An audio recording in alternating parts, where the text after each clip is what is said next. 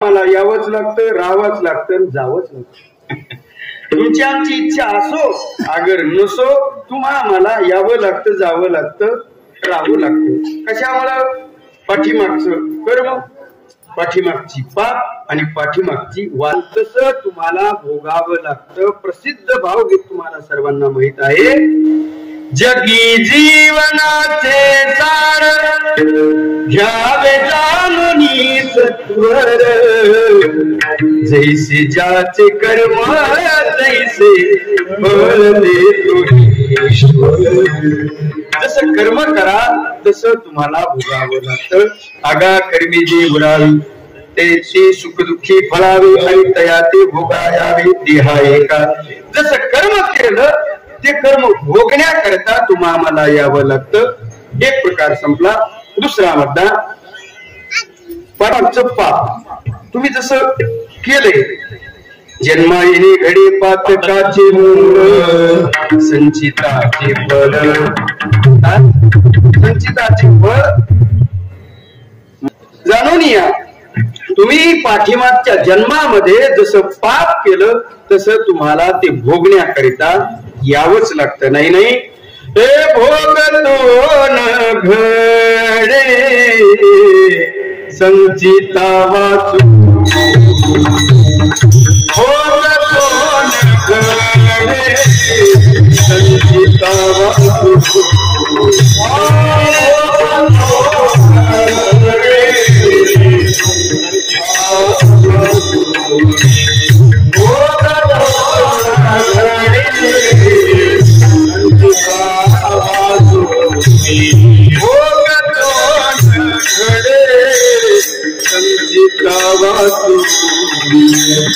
करावे ते मारी समाधान,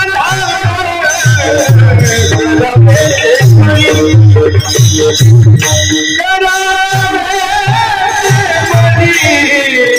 समाधान, समाधान.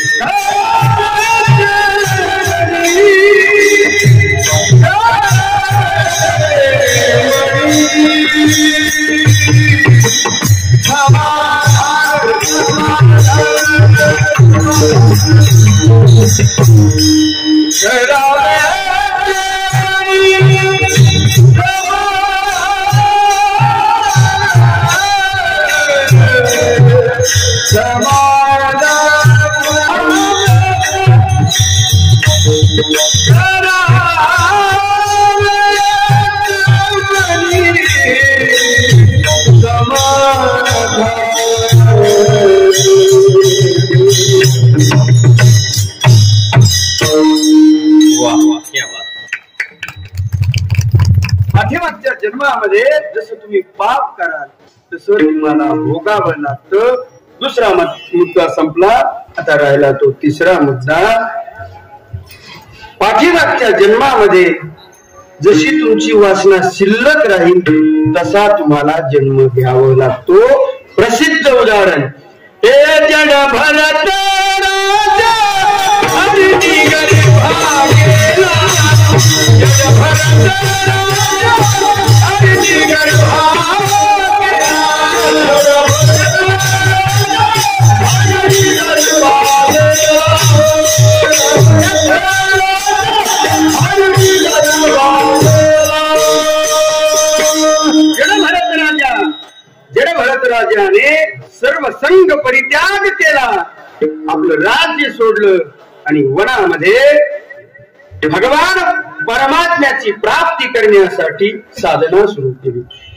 सर्व संघ परित्याग करून राजा जड भरत राजा सामान्य नाही, ऐश्वर्य संपन्न राजा, पण राज्य त्यागलं कशा करिता? भगवंताची प्राप्ती व्हावी याकरिता. राजा आला वनामध्ये साधना सुरू केली, भगवंताचं नामस्मरण सुरू केलं.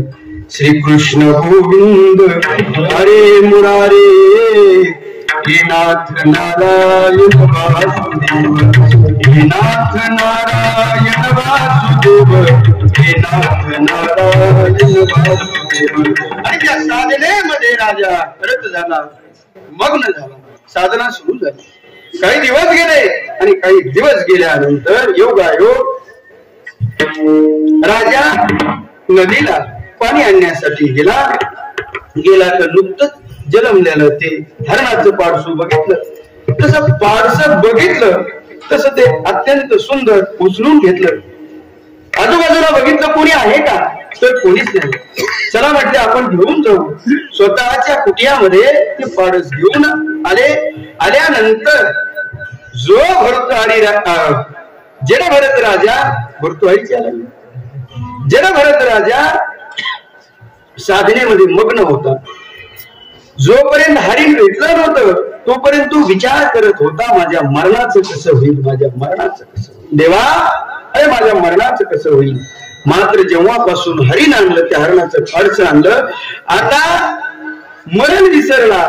आणि आता काय सुरू झालं, माझ्या हरणाचं कसं.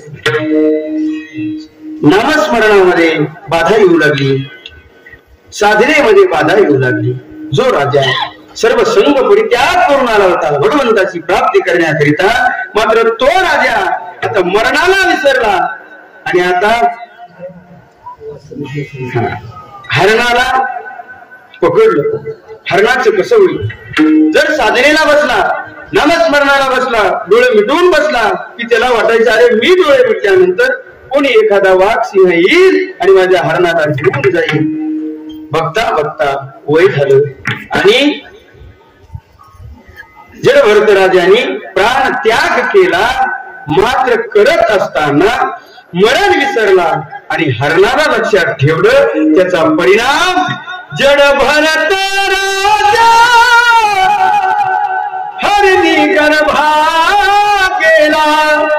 कशामुळं घाला तो घातला वाचणे वाचणे, जडभरत राजा हरिणी गर्भा गेला. जडभरत